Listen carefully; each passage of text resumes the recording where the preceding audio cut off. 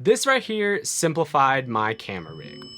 Sort of. Now, this is the Cine rig from Rigid Pro for the Lumix S5iiX. And now, the reason I kind of said this simplified my entire camera rig was sort of because the way I had to rig my other S5iiX, or the way I preferred it, required so many different parts. Not only did I have to attach a 15mm rod system, which on this cage, you actually don't have to use that. I just like having the 15mm rods for this thing right here. I had so many other different miscellaneous parts for the entire structure. And this rig basically took that entire thing and simplified it down to one unit that just goes on the back right here. Now, Rigid Pro has a bunch of other Cine rigs for multiple other cameras and camera brands. They also just released the Lumix GH7. Now, I know a lot of people have some issues with this just because you can't attach an XLR unit if you plug it in directly to a Lumix camera like the S5iiX or the GH7. Now, I did talk to them. They are working currently right now to try to have an option plate on the top instead, so you can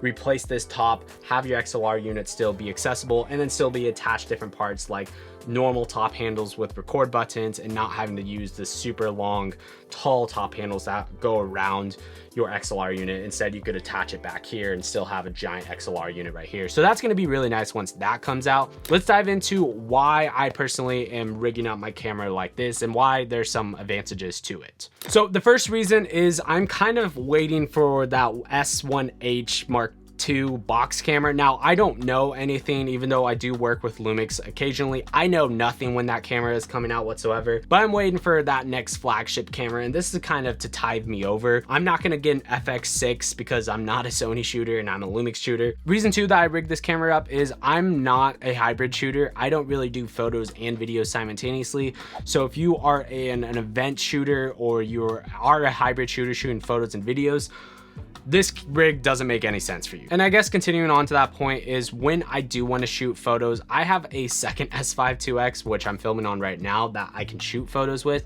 So I don't have to break down this rig ever to like go take photos. I also have the S9, which that I would probably take photos with majority of the time. So am not a hybrid shooter at the end of the day. That's why I kind of rigged this up. And my third reason is I'm primarily a handheld shooter. So I don't really need to use gimbals. Adding this extra weight helps you with the stabilization, helps you get a little bit more stable shots. And then functionally speaking, everything on this rig also just makes my life a lot easier as a professional filmmaker shooting client projects. Number four, it is worth mentioning, client optics is a real thing.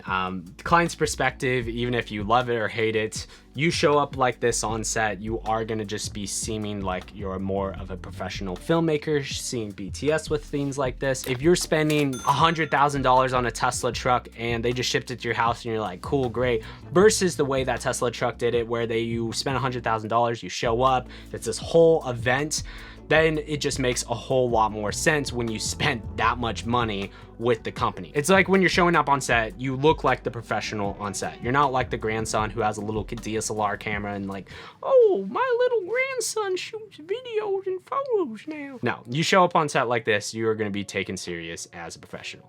So let's talk about some of the features of the Cine rig from Rigid Pro. The first thing is this entire thing comes in around $300, which is honestly pretty reasonable considering how much it would cost to put everything apart and together separately from just this little system. Now with that, you do kind of have that kill switch for on and off, which is really nice and handy. And on this side, you also have this little velvet thing that protects your monitor. It's this nice smooth texture, so when you put it down, your monitor feels nice and protected, and you can flip it over here and you can see all your stats and information on the screen still right here. It's completely metal on the top and the bottom. On the back, it seems like this is some 3D printed designs with a bunch of mechanics on the inside. So you turn on that switch, you come over here, and this is kind of where all the fun stuff happens. Right here, you have a voltmeter telling you how much volt power you have.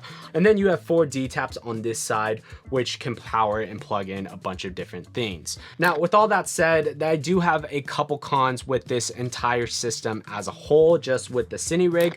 The first thing is it doesn't come with a camera cage, so that's, you either have to use the Tilta half cage, which is around $40, or what I'm using right here, the SmallRig Black Mamba cage, which is $100. So in total, to put this entire thing on your camera, you are ending up going to have to be spending $400. And then in second place, there's no way to put on the XLR unit on top of this camera. And again, like I mentioned earlier, they are working currently right now to have a different top plate, so you are able to have that option to put on your XLR units. And before I give you my final thoughts on the Cine rig from Rigid Pro, let's kind of break down everything that I got set up right here. For my power options, I am going to be using the Andycine 99 volt basically V-mount battery. I do have a dummy battery from Condor Blue, so that's how I power right there. And then the second D-tap is going to be for my Hollyland Pyro 7-inch monitor, which this monitor is the Hollyland Pyro 7. I have a NATO rail attached to that, which goes to this little ball head NATO arm, which helps me to pivot everything if I want to. This is also really nice because if I want to take this off, there is a NATO rail right here on the top, so I can slide this on if I want to be higher up and see my monitor. This is kind of nice to be able to attach that up there just like that. The top handle of choice is the Condor Blue top record handle. I have a Condor Blue HDMI cable that is going directly into the camera. For organizing, I have the Mondo ties, which these are so nice for cable organization on rigs like this. For my mat box, I'm using the brand new SmallRig adjustable VND mat box. The thing that I love about this mat box can attach to any lens from 67 to 82 millimeters. Basically, you just clamp it on, pin it on, and you don't need any type of mat box screens, which is really nice. You also have your little thing right here. This is where I throw in my diffusion filters from Element Filters. And then what's also really nice, when you don't need this mat box to cut out flares or you're not using diffusion filters, you can just go like this, pops off, and then you can just have your variable ND right here. And then lastly, right here on the bottom, I have this quick release so I can put it away in my system, or if I don't want to use this for whatever reason, I have this set up right here so I can quickly put it on and take it off. Or when I do want to use this Rosetta handle right here from Condor Blue, I can just unscrew this, pop this off the tripod, and now I'm basically ready to go. My final thoughts.